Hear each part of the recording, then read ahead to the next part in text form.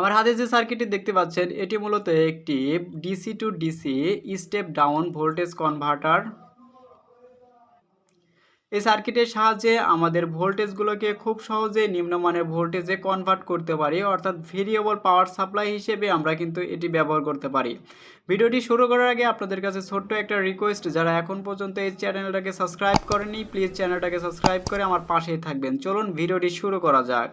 এই সার্কিটটির model number হচ্ছে xl4016ET, অর্থাৎ আমাদের এখানে একটি আইসি ব্যবহার করা হয়েছে যার মডেল নাম্বার হচ্ছে xl4016ET। এটির কিন্তু উভয় পাশে এই দুইটি হিটসিঙ্ক ব্যবহার করা হয়েছে, যার ফলে আমাদের লং টাইম ব্যবহার করলেও কিন্তু কোনো প্রকার সমস্যা হবে না, হিটিং ইস্যু হবে না। এবং আমাদের এই পাশে দুইটি ভেরিয়েবল ব্যবহার করা হয়েছে, ভেরিয়েবল রেজিস্টর। এই রেজিস্টরে একটি রয়েছে সিসি অর্থাৎ কারেন্ট কন্ট্রোল এবং একটা হচ্ছে সিভি ভোল্টেজ কন্ট্রোল। এটা হচ্ছে ভোল্টেজ কন্ট্রোল এবং এটা হচ্ছে কারেন্ট কন্ট্রোল, অর্থাৎ আমাদের এই ভেরিয়েবল রেজিস্টরটা দিয়ে কিন্তু ঘুরিয়ে আমাদের ভোল্টেজটাকে কম বেশি করা যাবে এবং এটির মাধ্যমে আমাদের কারেন্টটাকেও কম বেশি করা যাবে।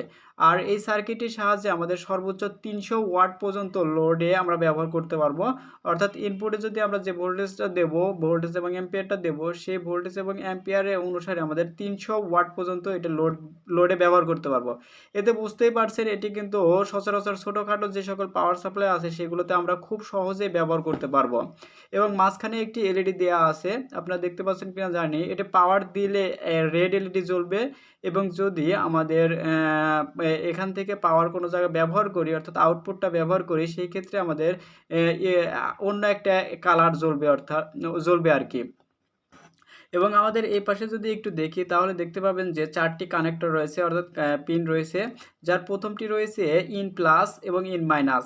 এর সাহায্যে আমাদের ইন প্লাস এবং ইন মাইনাসের সাহায্যে আমাদের ডিসি 36 ভোল্ট পর্যন্ত আমরা এই বুস্টারটিতে অর্থাৎ এই মডিউলটিতে ইনপুট দিতে পারবো এবং আউট প্লাস এবং আউট মাইনাসের মাধ্যমে এই যে ভোল্টেজটা ইনপুট দেবো সেই ভোল্টেজ থেকে নিম্নমানের ভোল্টেজগুলো আমরা এখান থেকে আউটপুট পাবো, অর্থাৎ এই ভেরিয়েবলগুলো ঘোরানোর সাথে সাথে কারেন্ট এবং ভোল্টেজ রেগুলেট হয়ে এই পাশ দিয়ে কিন্তু বের হবে।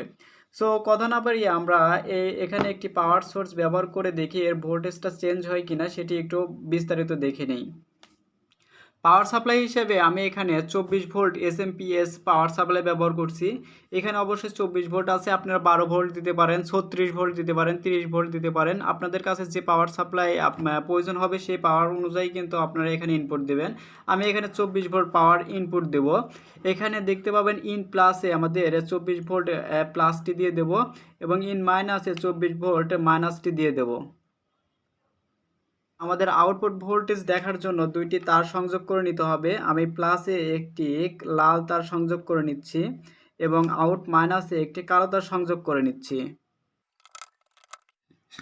এখন আমি একটি মাল্টিমিটারের সাহায্যে আউটপুট ভোল্টেজটা পরিমাপ করে দেখব যে কত ভোল্টেজ আমাদের দেখাচ্ছে। দেখুন আমাদের সার্কিটে কিন্তু 24 ভোল্ট ইনপুট দিয়েছি এবং আউটপুট পাচ্ছি 8.4 ভোল্ট, যা অনেক কম। আমরা এখন এই যে ভেরিয়েবল রেজিস্টারটি আছে, দুইটি রেজিস্টার আছে, এটি কম বেশি করে দেখব আমাদের ভোল্টেজটা চেঞ্জ হয় নাকি।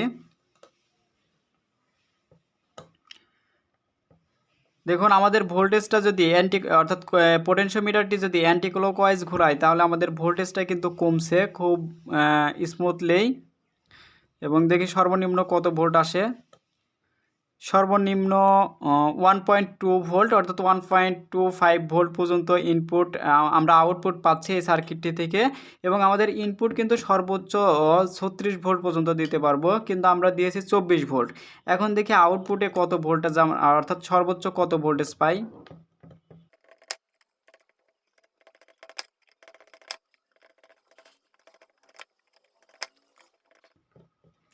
দেখুন আউটপুট সর্বোচ্চ 24 ভোল্ট পর্যন্ত গিয়েছে, এর বেশি কিন্তু পাবো না, কারণ আমাদের এখানে 24 ভোল্ট দেওয়া হয়েছে। আমরা যদি 36 ভোল্ট দিতাম তাহলে 36 ভোল্ট পর্যন্তই আমরা আউটপুট পেতাম এবং সর্বনিম্ন পেতাম 1.25 ভোল্ট। সো যাই হোক, আমরা এখন একটি লোড ব্যবহার করব। আর আরেকটা কথা বলে রাখি, এখানে একটি এলইডি লাইট জ্বলার কথা, কিন্তু লাইটটি নষ্ট, যার জন্য আমাদের লাইটটি পাওয়ার পাচ্ছে না। এবং আমরা লোড দিয়েও দেখবো যে এলইডি লাইটটি জ্বলে কিনা, সম্ভবত জ্বলবে না, কারণ এই লাইটটি সম্পূর্ণ নষ্ট হয়ে গেছে। এবং আমরা যদি এটি ঘুরাই অর্থাৎ এই কারেন্ট কন্ট্রোল ভোল্ট যে পোটেনশিওমিটারটি আছে এটি ঘোরালেও কিন্তু আমাদের ভোল্টেজটা কম অর্থাৎ কারেন্টটা কম বেশি হবে, কিন্তু এটি অবশ্যই লোড অবস্থায় আমাদের এটি কম বেশি করতে হবে, কারণ আমাদের মাল্টিমিটারটা খুবই কম কারেন্ট নিচ্ছে, যার কারণে কিন্তু ভোল্টেজ ড্রপ হবে না এবং ভোল্টেজটাও কম বেশি হবে না। এটা আপনারা জানেন আশা করছি। আমরা এখন একটি সিম্পল লোড ব্যবহার করব, যার জন্য আমাদের সিলেক্ট করে নেব 12 ভোল্ট। এখানে 24 ভোল্ট আছে। এখন আমরা জাস্ট একটি 12 ভোল্টের লোড ব্যবহার করব, যার জন্য আমাদের কিন্তু এখানে 12 ভোল্ট সিলেক্ট করে নিয়েছি। দেখুন আমি একটি 12 ভোল্টের লাইট ইউজ করে দেখাচ্ছি আপনাদেরকে।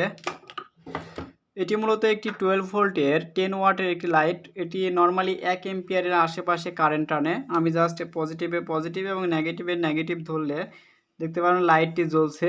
কিন্তু এই লাইট জ্বলা অবস্থায় আমাদের এখানে যে লাইটটি দেওয়া ছিল, অর্থাৎ এলইডি লাইটটি দেওয়া ছিল, এই লাইটটি কিন্তু রেড থেকে ব্লুতে কনভার্ট হওয়ার কথা ছিল, কিন্তু লাইটটি নষ্ট থাকার কারণে এটি আর হচ্ছে না।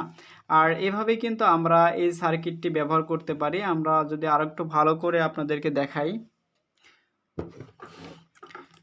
এখন দেখুন আমি লাইটটি কিন্তু লাগিয়েছি। আমি যদি ভোল্টেজের যে ভেরিয়েবলটি ছিল সেটি যদি অ্যান্টি ক্লকওয়াইজ ঘোরাই, তাহলে আমাদের লাইটের ব্রাইটনেসটা কম বেশি হবে।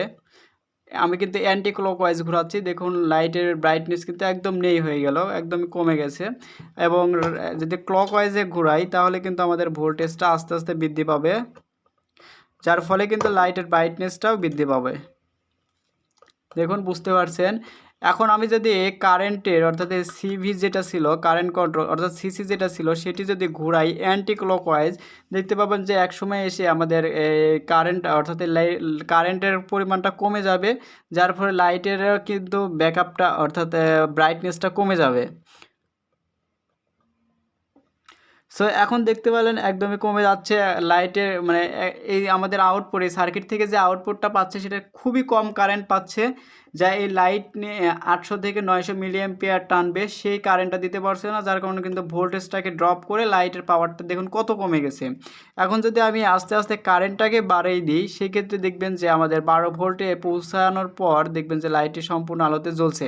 এভাবেই মূলত কারেন্ট এবং ভোল্টেজের সম্পর্ক থাকে আমরা জানি।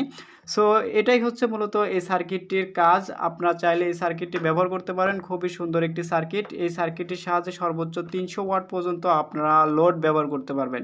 সো যাই হোক, ভিডিওটি আর বড় করতে চাচ্ছি না। আপনারা যদি আমার চ্যানেলে নতুন হয়ে থাকেন তাহলে প্লিজ চ্যানেলটাকে এখনই সাবস্ক্রাইব করে আমার পাশেই থাকবেন। সবাই ভালো থাকবেন, সুস্থ থাকবেন।